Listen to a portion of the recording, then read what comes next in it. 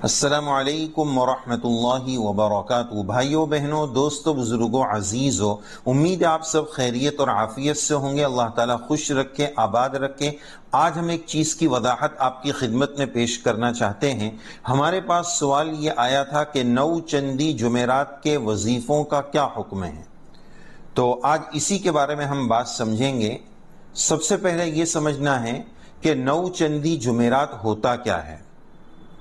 نو چندی جمعرات اس کو کہا جاتا ہے، اسلامی کیلنڈر کے یعنی قمری چاند کے حساب سے جو 12 مہینے ہیں، محرم سے لے کر ذی الحجہ تک، تو اس چاند والے مہینے کے پہلے جمعرات کو نو چندی کہا جاتا ہے۔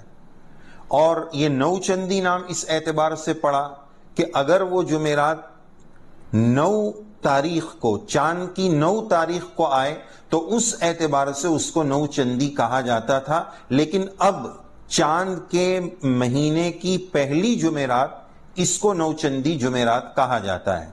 اور اس کے تعلق سے لوگوں میں بہت ساری غلط فہمیاں اور بہت ساری باتیں پھیلی ہوئی ہیں کہ مثلا وہ جمعرات بہت بابرکت جمعرات ہیں، اس جمعرات میں یہ پڑھنا ثابت ہے، وہ پڑھنا ثابت ہے۔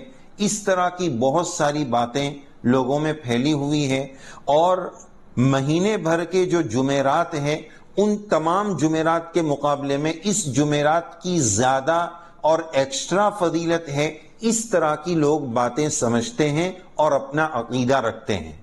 تو اب سب سے پہلے اس جمعرات کے بارے میں یہ بات سمجھ لی جائے کہ چاند کے مہینے کی پہلی جمعرات کی اسلام میں، شریعت میں کوئی ایکسٹرا اور الگ سے فضیلت ثابت نہیں ہے۔ ہاں، پیر جمعرات کی جو اپنی فضیلت ہے اور اللہ کے جناب میں اعمال کی پیشی والی بات ہے، اور ان دونوں دنوں میں نفلی روزے رکھے جاتے، وہ اپنی جگہ، لیکن اس میں تو چاروں جمعرات یا پانچوں جمعرات برابر ہے۔ ایکسٹرا الگ سے چاند کی تاریخ کے یا مہینے کے پہلے جمعرات کی الگ سے کوئی فضیلت شریعت سنت سے بالکل ثابت نہیں ہے۔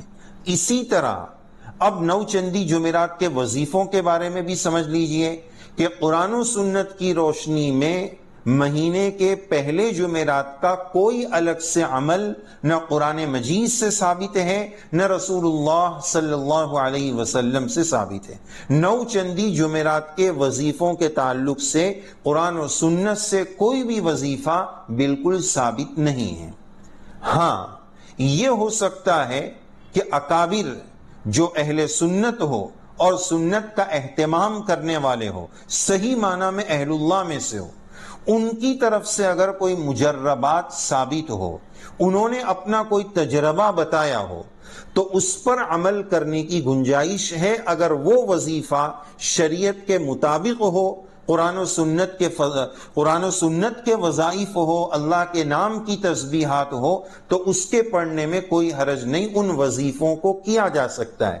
لیکن اس وضاحت کے ساتھ کہ اس کو مسنون وظیفہ، سنت وظیفہ سمجھ کر کرنا بالکل جائز نہیں ہوگا۔ کسی بزرگ کا وظیفہ ہے، وہ ان کے اپنے مجربات ہے، تو اس کے کرنے کی گنجائش اور اجازت ہو سکتی ہے۔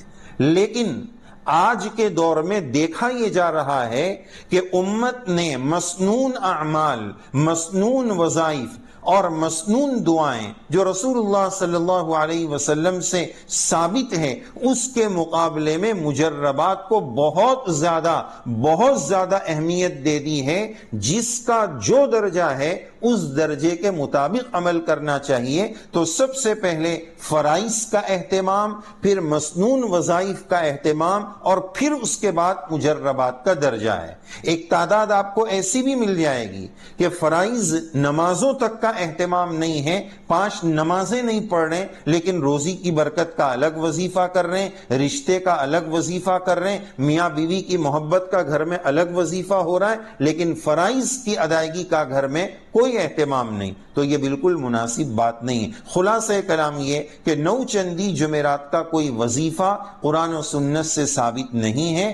اگر کسی بزرگ کا بتایا ہوا وظیفہ ہو تو کرنے کی گنجائش ہے، لیکن پھر ہم کہیں گے کہ قرآن و سنت کے وظائف، رسول اللہ صلی اللہ علیہ وسلم کی بتائی ہوئی دعاؤں کا زیادہ اہتمام کرنے کی ضرورت ہے۔ اللہ تعالی ہم سب کو دین کا صحیح شعور نصیب فرمائے، شریعت میں جو درجہ بندی ہے اس کو سمجھنے کی رب کریم توفیق نصیب فرمائے، آمین۔